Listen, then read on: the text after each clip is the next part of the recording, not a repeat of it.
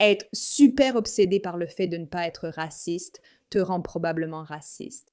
Parce que si tu ne voyais vraiment pas le racisme, si tu ne faisais pas attention aux couleurs, tu n'aurais pas besoin de prouver tout le temps à quel point tu ne vois pas les couleurs. Tout ce qui se passe actuellement avec cette histoire de racisme accentue le racisme, car notre obsession pour tel vicomte ou tel autre vicomte nous fait négliger les autres vies. Et tout ça est devenu un vrai mélange confus, surtout après tout ce qui s'est passé au Royaume-Uni avec Henri Novak. Dieu merci, Constantin Kissine de Trigonométrie est là pour éclairer cette affaire. Si vous ne suivez pas encore son contenu, qu'attendez-vous? Bienvenue dans The Pushback, je suis Meraka, votre animatrice. Nous allons analyser cette vidéo absolument épique qui a été vue par 30 millions de personnes et qui devrait être vue par des centaines de millions, car elle explique tout ce qui se passe avec cette histoire folle de racisme, racisme, racisme, alors que nous prétendons tous ne pas être racistes, etc., etc., etc. Alors assurez-vous de vous abonner, d'appuyer sur ce bouton d'engouement, de partager avec un ami, parce que nous faisons de la résistance, nous en avons assez et nous essayons de comprendre de quoi nous avons vraiment assez. Henri Novak, comment l'antiracisme t'a amené au racisme? Pom, pas pom. Retournez 6 ans en arrière, à l'été 2020, quand la Grande-Bretagne vivait ce que ses commentateurs appelaient un moment de vérité. Le meurtre de George Floyd par un policier a poussé des centaines de milliers de Britanniques dans les rues. Des statues ont été renversées et des entreprises ont publié des déclarations serviles. Des policiers britanniques, dans des villes britanniques, surveillant des citoyens britanniques, se sont agenouillés devant les manifestants. Le message, martelé par politiciens, journalistes et institutions, était clair. Le racisme tue et nous ferons tout pour que cela ne se reproduise plus. Désolé, nous venons d'être victimes d'une agression raciste par certaines personnes. Au fait, oui, le racisme, c'est mal. Accorder autant d'importance à quelqu'un à cause de sa couleur ou de son origine, ce n'est pas une bonne chose. Acceptons simplement qu'il existe des personnes différentes et honnêtement, qui cela gêne-t-il vraiment? Mais l'obsession avec Black Lives Matter, noir, noir, noir, noir, noir, ça nous fait tous tout voir à travers le prisme du noir, du noir, du noir partout, ou alors toutes les vies comptent. Ce genre de mouvement pose beaucoup de problèmes. Maintenant, ce qu'il va montrer ici, c'est l'enregistrement du meurtrier de Henry Novak. Une personne blanche, qu'est-ce qu'il a dit? Il l'a vraiment dit? La police a besoin d'une commission d'enquête. Les institutions étaient unanimes. Le racisme tue et nous agirons pour que cela ne se reproduise plus. Désolé, nous avons subi une agression raciste par un homme blanc. Qu'est-ce qu'il a dit? Il l'a vraiment dit. Est-ce qu'il a tenu des propos racistes? La police demande un rapport pour agir. Il m'a frappé et poussé sur mon turban. Voulez-vous parler à mon frère? Oui, ses propos étaient racistes.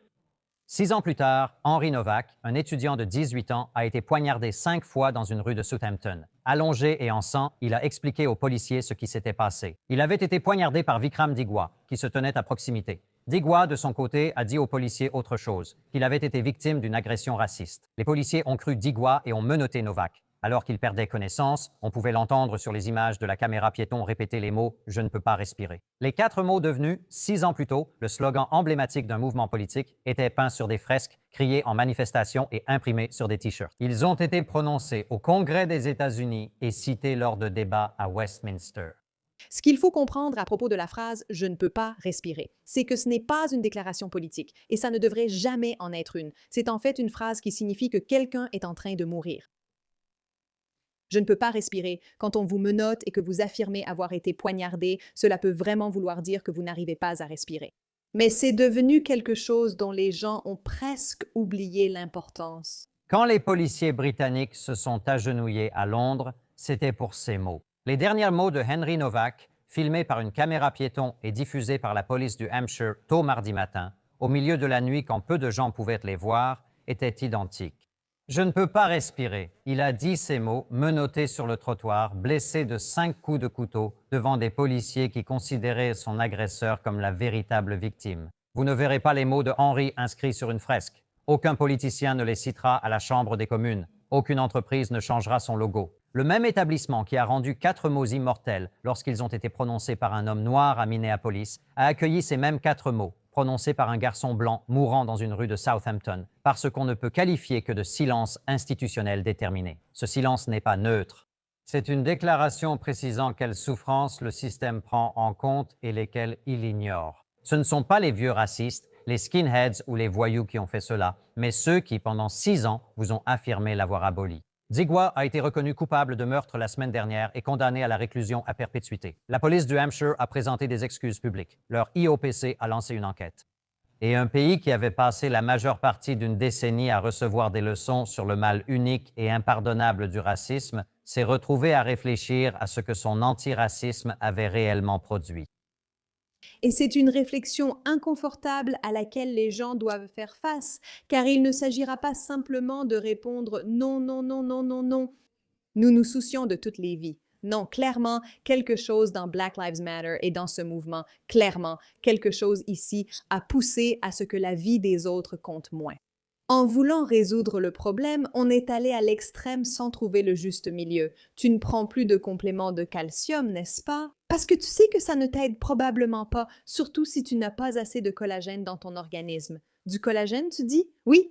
Oui, j'ai été surprise aussi parce que moi aussi j'étais dans ta situation et je ne savais pas qu'après 30 ans, notre corps commence à produire de moins en moins de collagène, 1 à 2 par an. J'ai eu des problèmes articulaires pendant des années, testé divers compléments, puis le collagène Native Path nourri à l'herbe a tout changé. C'est le secret pour une peau ferme, des os solides et des articulations saines.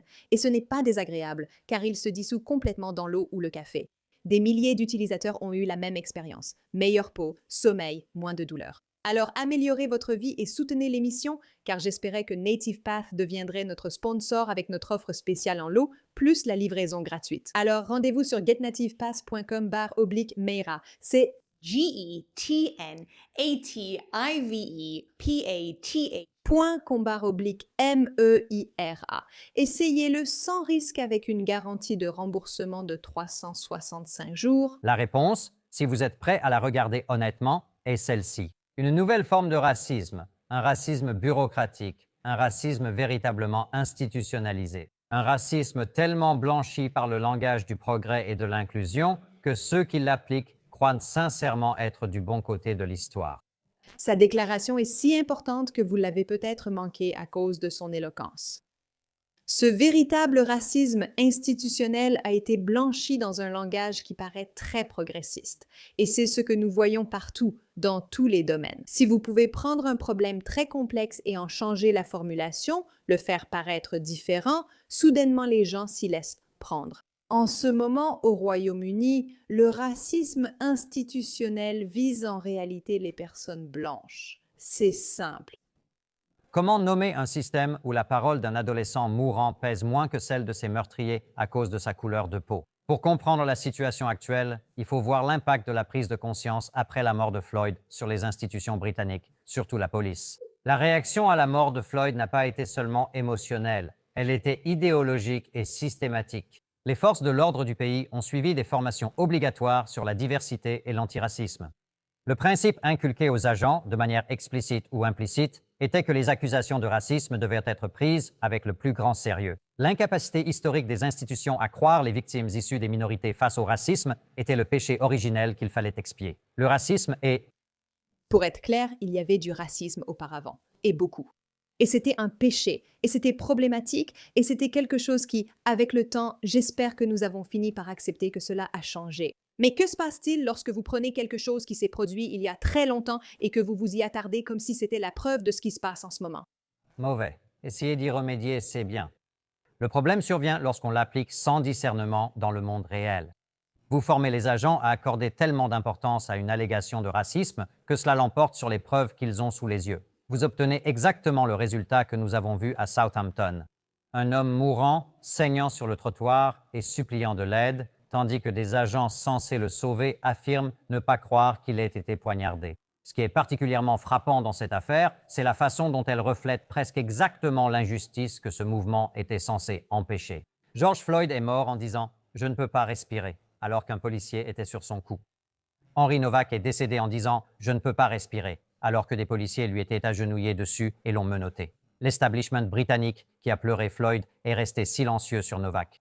Les politiciens ayant défilé à Londres en 2020 ne se sont pas précipités devant les caméras. Les entreprises qui ont changé leur logo et financé des initiatives pour la diversité n'ont pas publié de déclaration. Ce n'est ni un accident, ni même une surprise. C'est la conséquence logique d'une idéologie qui ne lutte pas vraiment contre le racisme et se contente de changer ses cibles acceptables. Je veux dire, elle ne s'oppose pas au racisme. Elle se contente de désigner d'autres cibles. Parce que quand il y a une victime, alors on peut être le héros. Je tiens à être précis, car c'est important. Je ne dis pas que les agents présents cette nuit-là sont de mauvaises personnes ou voulaient laisser Henry mourir. Je crois en fait le contraire, qu'ils suivaient l'esprit de leur formation et de la culture qui s'était construite autour d'eux de bonne foi pendant de nombreuses années. Le problème, ce ne sont pas les individus. Le problème, c'est le système qui les a produits. Le système qui leur a appris, en fait, qu'une allégation de racisme est une carte maîtresse qui l'emporte sur la procédure d'enquête normale, le simple bon sens médical et le jugement humain ordinaire. Ce système a été construit avec les meilleures intentions par des personnes qui voulaient sincèrement remédier à de véritables injustices. Cela a créé une culture policière où un meurtrier peut poignarder un adolescent 5 fois, se prétendre victime de racisme et voir les agents menotter la victime agonisante dans la rue. Ils ne reconnaîtront pas ce qu'ils ont causé. Ils diront qu'il s'agissait d'une défaillance isolée de certains agents et non d'un problème systémique. Ils diront que soulever cette affaire est en soi une forme de racisme, une tentative de saper les efforts légitimes contre le racisme en s'attardant sur des cas limites. D'ailleurs, ils le disent déjà. Ils diront, comme ils le disent toujours, que le vrai problème, c'est que nous ne sommes pas allés assez loin. Mais ce jeu-là est terminé. Quiconque voit et entend la vérité sait ce qui s'est passé ici. Un jeune homme est mort. Son meurtrier a utilisé une idéologie pour échapper temporairement à la justice. Les institutions réformées au nom de l'antiracisme sont désormais ouvertement racistes envers les personnes blanches. Si vous appréciez ces vidéos,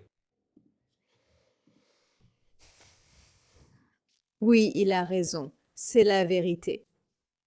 Je suis heureuse de dire que la plupart d'entre nous à The Pushback ont les yeux ouverts, les oreilles attentives et sont conscients de ce que nous voyons ici. Alors, allons-nous leur permettre de faire cela? Allons-nous permettre que cela continue, qu'ils puissent nous manipuler pour nous faire croire qu'ils n'en ont tout simplement pas fait assez? Ou allons-nous dire, les gars, vous avez fait une erreur, il est temps de partir? Merci de votre attention à ce sujet, NASA, et souvenez-vous, la vérité triomphe toujours et Dieu est grand. Et vous allez passer une excellente journée.